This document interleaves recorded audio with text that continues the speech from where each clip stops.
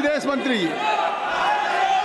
Honorable Chairman sir, I rise to apprise this august House of recent developments in West Asia that are a cause of deep concern to all of us. As honorable members are aware, this round of conflict started on 28 February 2026. It has witnessed not only fighting between Israel and the United States on one side and Iran on the other, but also attacks on a number of Gulf states. There have been numerous casualties, including at the leadership level in Iran, as well as destruction of infrastructure in the region. At the very outset, government had issued a statement on 28 February expressing its deep concern and urging all sides to exercise restraint, avoid escalation, and prioritize the safety of civilians. We believe, and we continue to believe, that dialogue and diplomacy should be pursued to de-escalate tensions and address underlying issues.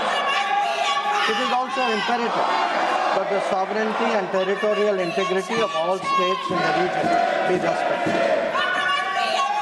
Chairman sir, given the gravity of the situation, the Cabinet Committee on Security CCS met on 1 March under the chairmanship of the Honorable Prime Minister. It was briefed on the airstrikes in Iran and the subsequent attacks in several Gulf countries. The CCS was concerned over the safety and security of the Indian community in the region. It also focused on the implications for regional security and for economic and commercial activities. The committee was apprised of difficulties faced by Indian travelers transiting the region and by students appearing for scheduled examinations in this country. It directed all concerned ministries and departments to take appropriate measures to respond to these problems. Honorable Prime Minister continues to closely monitor developments, emerging developments, and relevant ministries are coordinating to ensure effective responses. Chairman sir, the conflict has continued to intensify and the security situation in the region has deteriorated significantly. We have noted that in fact, the conflict has spread to other nations with mounting destruction and deaths. Normal life and economic activities in the entire region are visibly affected and in some cases have come to a halt. We therefore reiterated our call on 3 March for dialogue and diplomacy and spoke up for an early end to the conflict. I am confident, sir, that the entire House joins me in expressing our sorrow at the loss of life. Honorable Chairman, sir, while any development that negatively impacts peace and security in the world is deeply troubling, this ongoing conflict is an issue of particular concern for India. We are a neighboring region and understandably have obvious stakes in West Asia remaining stable and peaceful. There are almost 1 crore Indian citizens who live and work in the Gulf nations. In Iran too, there are a few thousand Indians who are there for study and employment. The region is key to our energy security and includes many important suppliers of oil and gas. Chairman sir, the Gulf is also a major trade partner, accounting for US dollars. आप लोगों से आग्रह है कि जो सवाल आप उठा रहे हैं उसी सवाल का जवाब सरकार की तरफ से विदेश मंत्री जी दे रहे हैं। अगर आपकी चिंता है कि भारत के लोग गल्फ में हैं, भारत के लोग ईरान में हैं, मिडिल ईस्ट में हैं, तो क्या कार्रवाई सरकार कर रही, आप क्या परिचय दे रहे हैं? अगर सरकार की तरफ से आपके उस चिंता का स्टेटमेंट आ रहा है, आपके इशूज पे स्टेटमेंट आ रहा है, तो मैं आग्रह करूंगा कि आप लोग सदन को कृपया सुचारू रूप से चलने दें। आप सुनिए माननीय विदेश मंत्री जी, जो आप सवाल को उठाना चाहते हैं, उसका जवाब दे रहे हैं, स्टेटमेंट दे रहे हैं। आप सुनना नहीं चाहते, पहले से प्ले कार्ड लेके आए हैं। ये प्ले कार्ड लेके क्यों आए? कई बार अध्यक्ष जी ने कहा प्ले कार्ड लेकर के सदन में नहीं आया जा सकता, फिर भी आप तैयारी के साथ कि सदन को नहीं चलने देना। माननीय विदेश मंत्री। Chairman sir, the Gulf is also a major trade partner, accounting for US dollars 200 billion almost annually of trade. The House is also aware that in the last decade there have been significant investments from the region into the Indian economy. Therefore, the serious supply chain disruptions and climate of instability that we perceive are indeed serious issues. Furthermore, these include attacks on merchant shipping, where Indian nationals often constitute a large proportion of the crews. We have sadly already lost 2 Indian mariners and 1 remains missing in such incidents. I know, sir, that the House joins me in condoling their deaths. Honorable Chairman, sir, government has been assessing the situation in West Asia continuously since the 12-day war in June 2025. We noted the indications of growing tension and cautioned the Indian community in Iran accordingly. On 5 January, Indian nationals were advised by the Ministry of External Affairs to avoid non-essential travel to Iran. Those already resident there were urged to register with the embassy, exercise due caution, and monitor embassy website and social media handles. A second advisory was issued on 14 January, reiterating the advice to avoid travel in even stronger. The Directorate General of Shipping Mumbai, in parallel, issued its own advisory on 14 January for Indian seafarers, asking them to follow embassy advisories and avoid unnecessary movement or shows. Recruitment and shipping companies were asked not to deploy or send Indian seafarers to Iran. Chairman, sir, reflecting our assessment of the evolving situation, the Indian Embassy in Tehran issued an advisory on 14 February urging Indian nationals, including students, pilgrims, business persons and tourists, to leave Iran by all available means of transport, including commercial flights. They were asked to contact the embassy for any assistance and provided with 24/7 helplines.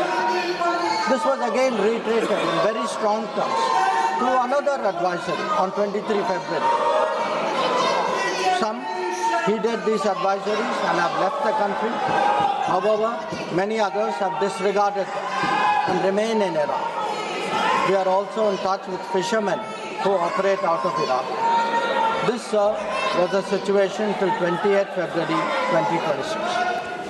Honorable Chairman, sir, once the conflict commenced, the Indian Embassy has facilitated the relocation of several Indian students in Tehran to places outside Tehran. An advisory update with emergency contact helplines was issued on 3 March. Similarly, facilitation was extended to pilgrims who were there in Iran for their internal movement.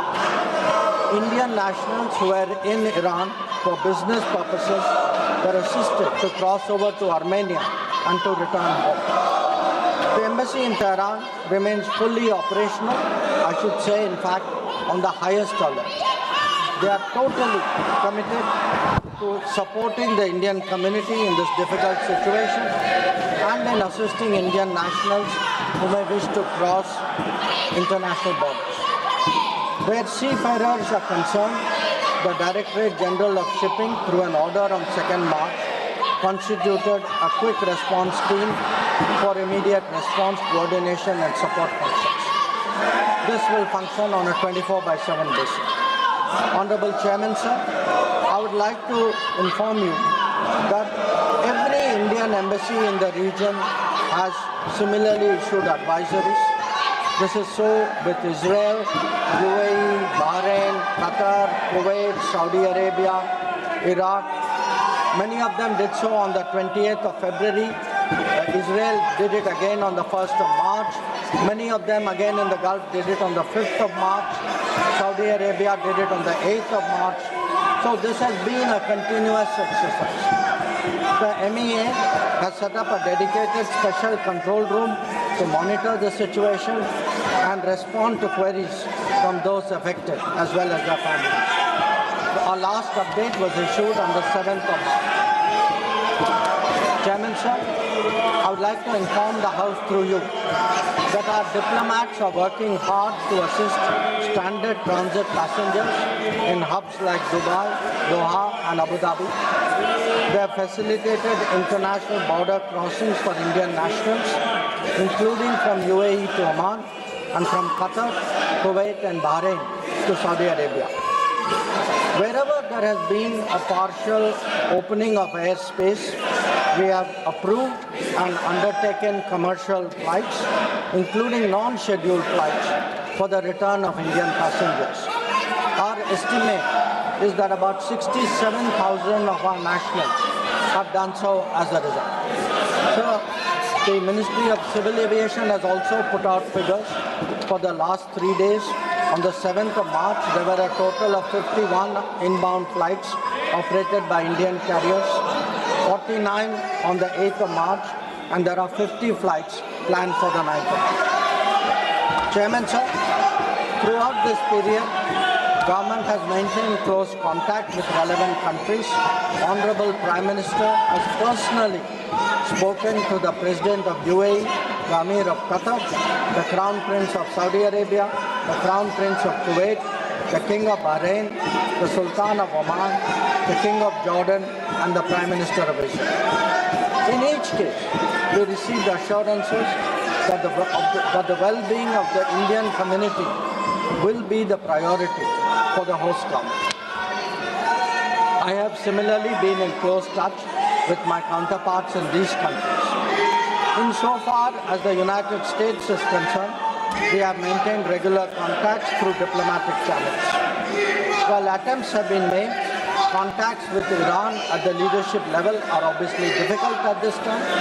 I have, however, spoken to Foreign Minister Arakchi on 28th of February and the 5th of March. We will continue these high-level conversations in the coming days.